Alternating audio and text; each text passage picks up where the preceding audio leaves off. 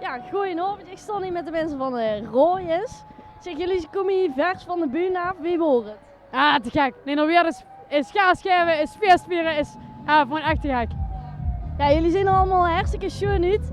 Hey, wem zijn jullie Rooyens? Kun je daar eens wat over vertellen?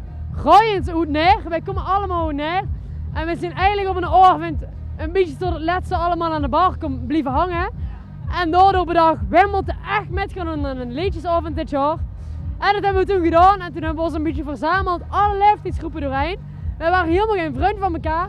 En juist door de vastelovend zijn we eigenlijk bijeengekomen en toen vrienden waren. Eigenlijk precies zoals u hoort, vastelovendsgeluk. Oh, wat chic. Hey, en wie lang zijn jullie al bezig? Wie ziet er vastelovendseizoen er dit jaar een beetje uit? Ik denk dat dit het vierde seizoen is, maar door corona moet ik even iedereen om me heen aankijken dat je niet ganz zeker weet. Maar volgens mij is dit het vierde seizoen. We zijn begonnen eigenlijk net voor corona. Toen hebben we een pleitje gemaakt en toen dachten we stiekem, dit is eigenlijk wel echt heel erg leuk. En toen zijn we een beetje doorgegaan en dit jaar en vorig jaar gelukkig een beetje last minute, maar gelukkig weer met allemaal vastelovend vieren. En nu weer een hoon, ja dat is te gek. Ja, chic. Hey, dan heb ik nog één vraag voor jullie allemaal. Jij heet Rooyens. Heb je dan ook een raadsel voor de mensen die nu kijken? Hebben we een raadsel voor de mensen die nu kijken? Jongens, weten we dan een antwoord op? Een raadsel voor de mensen die nu kijken.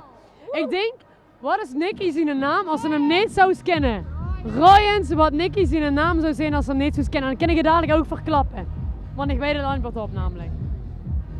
Ik weet het wel. Ik weet het. Als ze Nicky niet kent, dan kunnen ze hem tegen op stap en zei er altijd van, ik ben Fabio. En als ze hem dan Facebooks, dan heet hij gar niet Fabio. Maar dat is eigenlijk wel weer zich veel dat als tegenover mensen die er niet kent.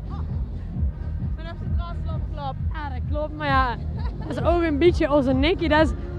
Nicky is een beetje het geheim van Rooyens en dat heb ik nu net voor wie dat van hem weggegeven. Oh. Nou, hartstikke merci. Ik zou zeggen een heel fijne avond nog. Jullie gaan aan de pils, hield ik net al.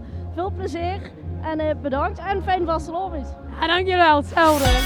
Die hoor je.